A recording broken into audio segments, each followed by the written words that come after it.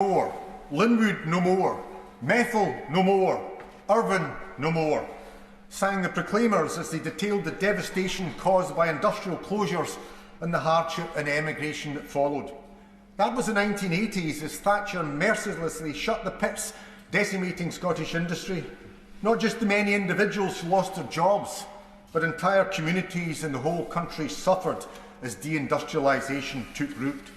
The country has recovered, but much has still been lost, and for some it's either irrecoverable, irreplaceable, or both. Scars remain, and pain runs deep.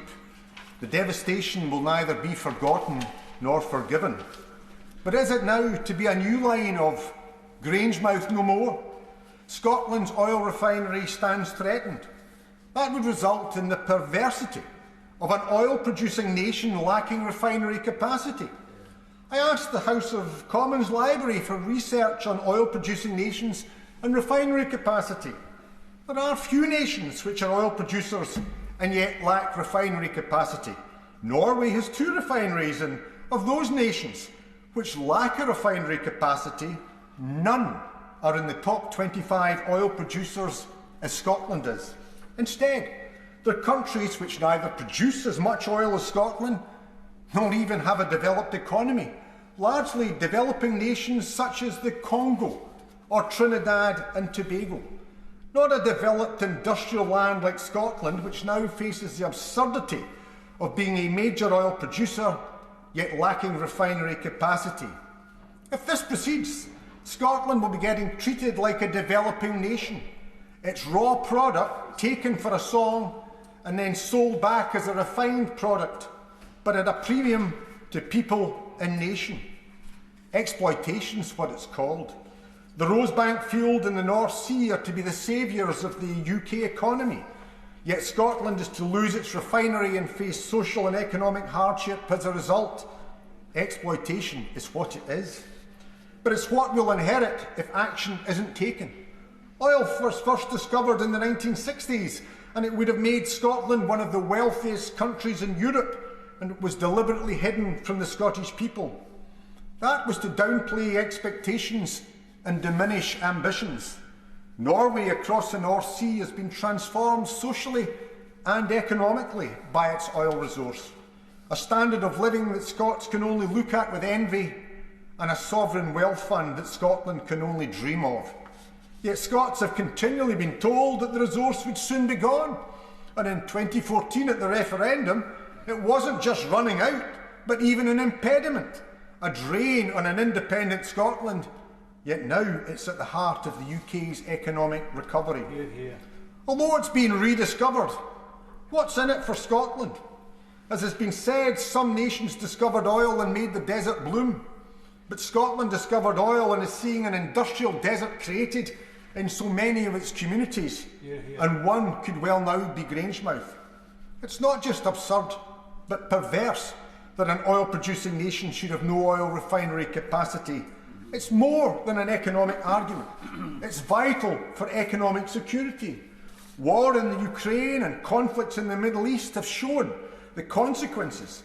In the world in which we live, energy is essential, and securing all aspects of the supply chain is common sense. Let's look at the economic arguments and consequences of any closure. The loss and hardship would be significant for thousands, not just hundreds, sending shockwaves through industrial Scotland.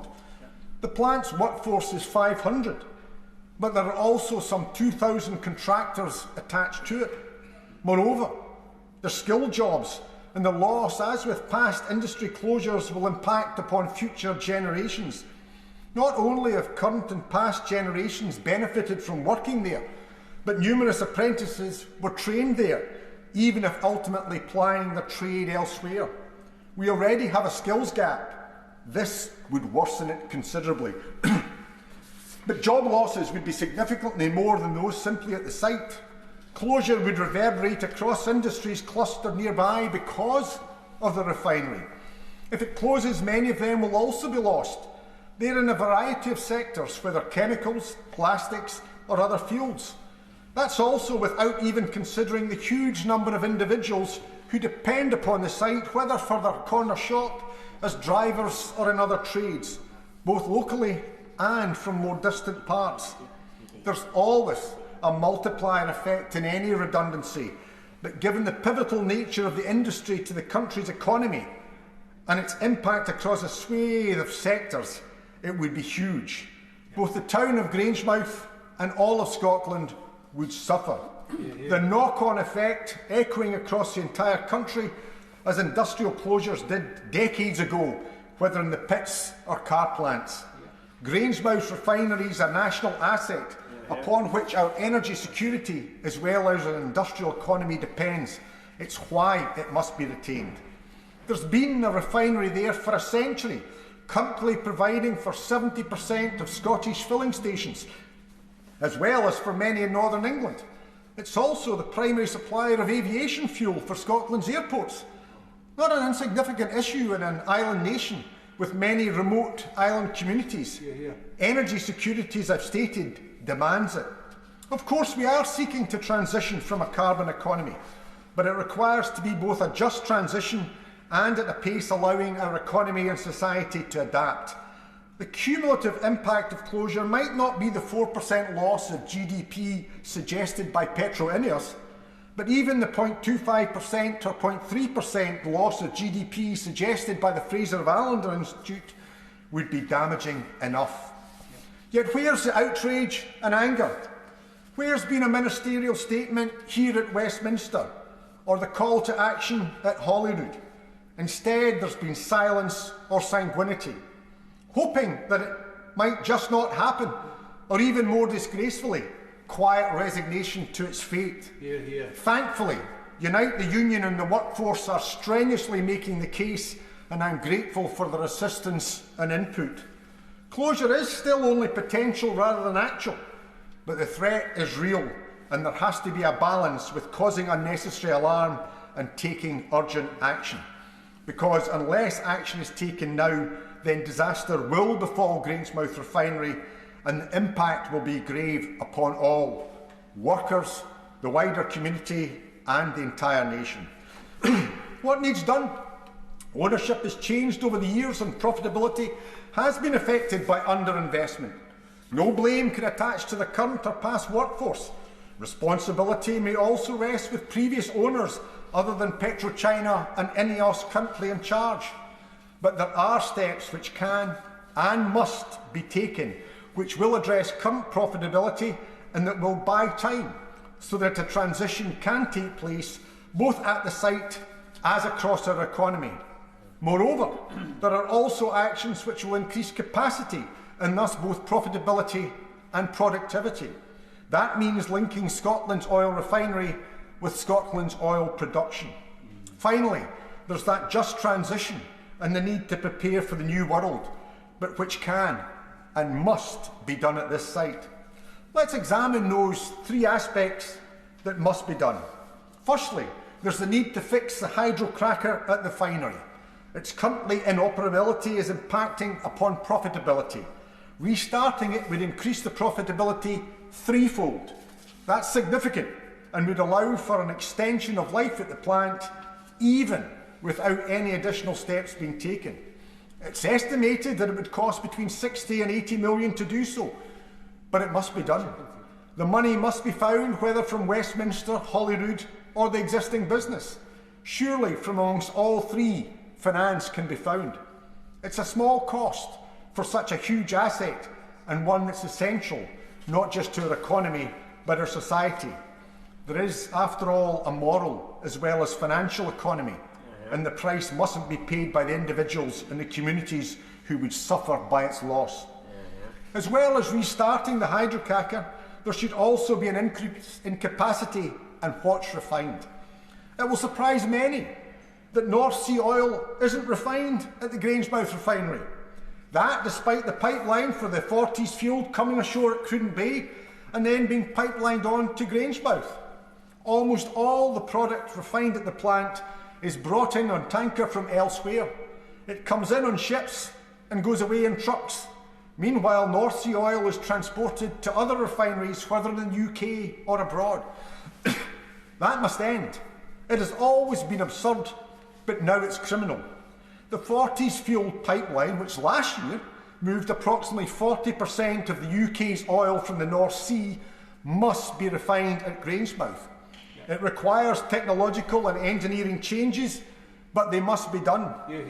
As Rosebank comes on stream and as the Forties continues to flow, refining it must be at Grangemouth. Scotland is entitled to expect no less from its resource. The Prime Minister has trumpeted the necessity of continuing to exploit North Sea oil, and whilst I can take issue with the extent and pace of it, I agree with the logic. It's absurd to import oil when you have your own resource. Not only is it economic self-harm, but it's environmentally daft to transport it across the seas when it's off your shores. Why then spew out the significant fumes of a supertanker by the hundreds of thousands when you can pipe it ashore and refine it there? But to achieve that requires ensuring that the oil is refined here, which it currently isn't. The hypocrisy of the Prime Minister's position is being exposed by those who oppose development. Their arguments have legitimacy unless steps are taken to ensure that the refining of the resource is also here, not the environmental double whammy of transporting our product far away for refining and having these ships cross with others importing refined product from elsewhere. The Forties field oil supply must be refined at the site, and the technical and engineering work to achieve that must be done. It's bad enough that ownership of the Rosebank field lies with a Norwegian state energy company, but to have that product refined abroad compounds the agony and the absurdity. Finally, there needs to be preparation for the transition from fossil fuels to renewables. Steps must be taken to prepare the site for biofuels. They will be required in the future, and the sites for the refining them need established. It makes sense securing the short-term future of the site by the restarting of the hydrocracker, similarly extending the refinery's capacity by ensuring that North Sea oils processed there is essential. Finally though, steps need taken towards that transition that humanity is requiring to make for the sake of life itself, not just for the planet. But it must be more than just warm words and empty rhetoric. It requires preparation and action. Making Grangemouth a future site for biofuels refining must be part of that. In summary, Mr Deputy Speaker, securing the refinery is essential for Scotland, not just Grangemouth.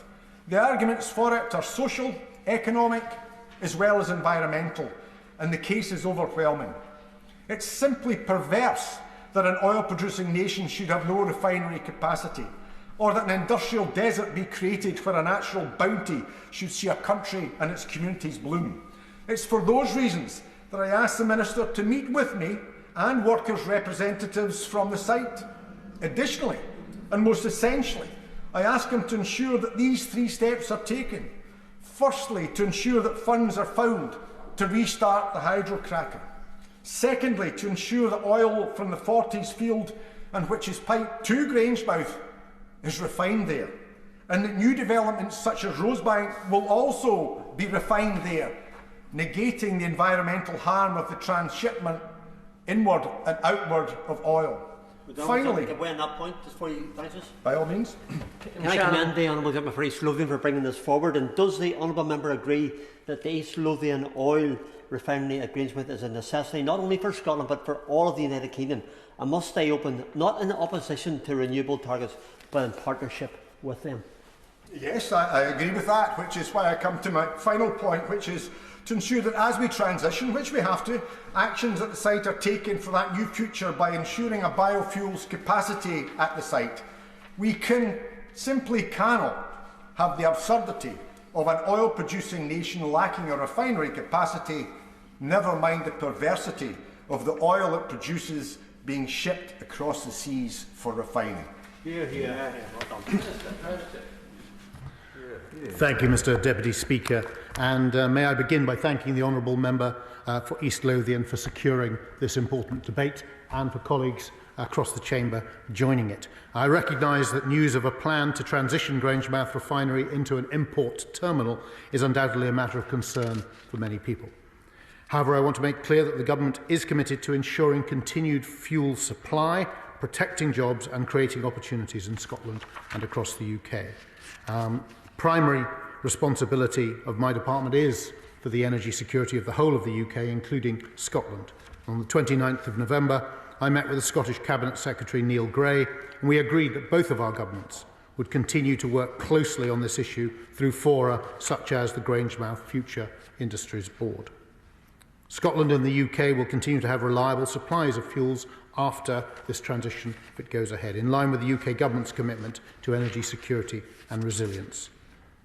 Before going into specifics, I want to recognise that Grangemouth Refinery has been an important asset for the fuel supply of Scotland and the local economy since it opened in 1924.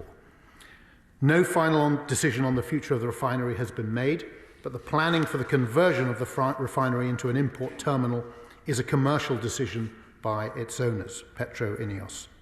This reflects their view of the economic sustainability of the refinery in the context of expected refining margins, domestic demand projections and international competition.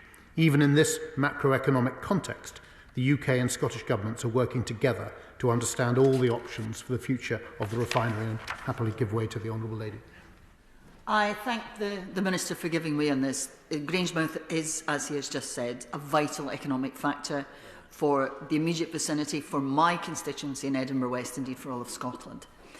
Does the Government recognise the importance, and will it continue to support the importance of Grangemouth in the future success of the Green Freeport, of which it is a vital component, not least because of its capability of future production of sustainable aviation fuel, on which so many developments are predisposed?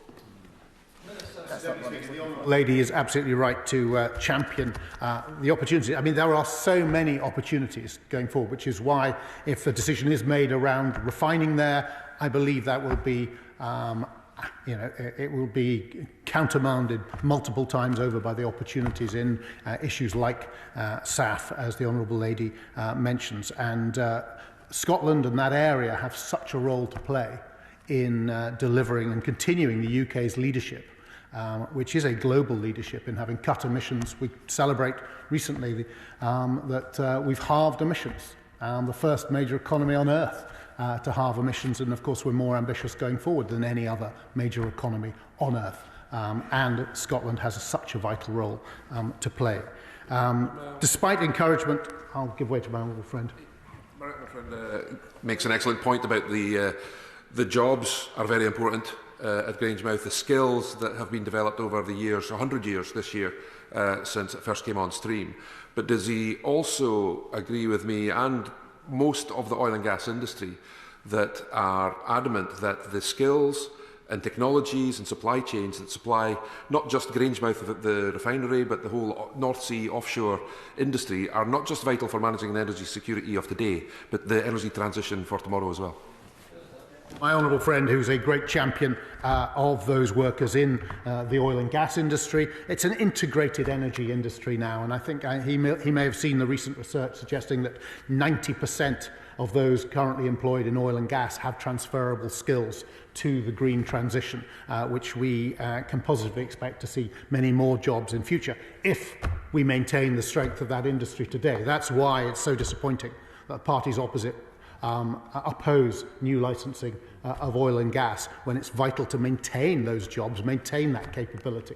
And that's why the Alba Party is more constructive in this respect than others sitting on those benches opposite. We're working closely with both the company and the Scottish Government to ensure a managed transition of the site, support its workers and ensure Scotland's fuel supply remains resilient.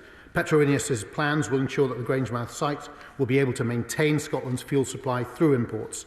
Adapting the infrastructure to accommodate imports in larger tankers, particularly for diesel at Finnet on the west coast of Scotland, will ensure that the import terminal has greater flexibility and maintain robust fuel security. I recognise that consumers may be worried that increasing the UK's reliance on imported fuel products could increase the price that they pay at the pump. I want to provide reassurance that this conversion is unlikely to drive up the price of petrol and diesel for the Scottish consumer. Fuel prices are mainly driven by international petroleum product markets and exchange rates, and imports into other sites, such as Clydebank, are already competitive in the Scottish market. I also want to acknowledge that the announcement of the conversion will be concerning to the refinery's employees and their families. We remain in close contact with the Scottish Government to mitigate impacts on jobs and the local economy. And as part of our commitment to levelling up, the UK Government is already supporting the Falkirk Council area through the UK Shared Prosperity Fund. Their allocation of more than £6.1 million will deliver a range of interventions that support local businesses, communities, people and skills. We're also supporting Falkirk Council with £40 million of UK Government investment through the Falkirk City and Regional Growth Deal, which is supporting a range of locally driven projects that will create high-value jobs to help boost the local economy. We're also working with the Scottish Government to deliver the fourth green Freeport that covers the area. The Freeport aims to drive a transition to net zero by 2045 by attracting up to £6 billion worth of investment and creating approximately 50,000 jobs, generating an estimated £4.2 billion in additional gross value added in the first 5 years. I'll give way to the Honourable Gentleman. The Minister has given a comprehensive reply, but I think the issue about the Green Freeport is really important, and I think you've mentioned that you've been in discussion with the Scottish Government and others in the Grangemouth area. Would you make a direct plea to the Green Port as well to make sure that they are fully involved in any potential reinvestment in this facility at Grangemouth, which has been part of the industrial heritage of Scotland and industrial scene in Scotland for a very, very long time? And I think that would be a very valuable contribution if the Government could make such an intervention. Minister.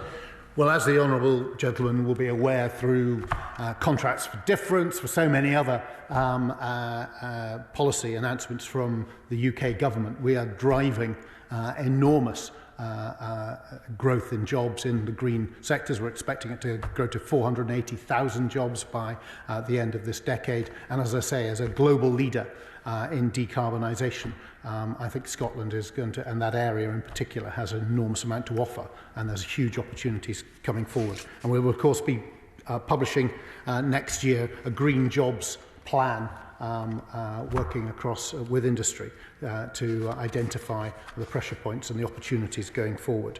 The Government remains absolutely committed to supporting the North Sea oil and gas sector, and the conversion of the refinery into an import terminal isn't expected to impact significantly on North Sea production. That's because only a very small amount of oil refined at Grangemouth comes from the North Sea currently. Indeed, since the start of 2022, Grangemouth has received on average less than 10% of its supply from the North Sea via the Forties pipeline, which the Honourable Gentleman referred to. This North Sea crude would be made available to the open market via the terminal at Hound Point, alongside the rest of the Forties blend production. And I can also confirm there will be no impact on gas supplies.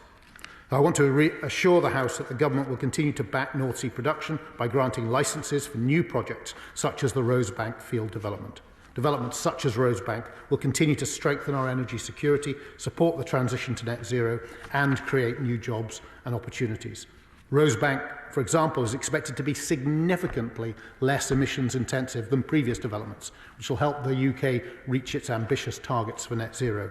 Its operator, Equinor, estimates that it will produce oil at around 12 kilograms of carbon dioxide per barrel, compared to an offshore production average of more than 20 kilograms of carbon dioxide per barrel. So it is already a much more efficient production, and that's before. If electrification were to go ahead, it would be significantly lower again. In addition, the Rosebank project will provide an investment of £6.3 billion. £6.3 billion in UK-based businesses, support around 400 UK-based jobs and add around £24 billion to the UK economy across the project's lifetime, according to its operator. And yet, that licence finds itself opposed by the party opposite, even as it supports jobs and it helps us green the basin. I want to finish by reiterating to the House the Government's commitment to backing North Sea oil and gas sector to protect our energy security, attract investment and create opportunities for communities in Scotland and across the UK. And of course it's a declining basin. It's expected to fall with new licences at 7% a year. It's New licences are not part of increasing production, because we're not going to have increased production. It's about managing the decline, doing so in a way which brings forward developments like Rosebank with lower emissions than the alternative. That's why it's the right thing to do by the environment, however counterintuitive that may seem. It's also the right thing to do for jobs, for the maintenance of the capability, for the long term, as we go through the transition and the green economy grows in the Freeport as well as elsewhere. The UK Government will continue to work closely with the Scottish Government on this issue to ensure that when the time comes, there's a just transition of Grangemouth into an import terminal, if that is the decision made, and to ensure that fuel supplies for Scotland and the UK are maintained.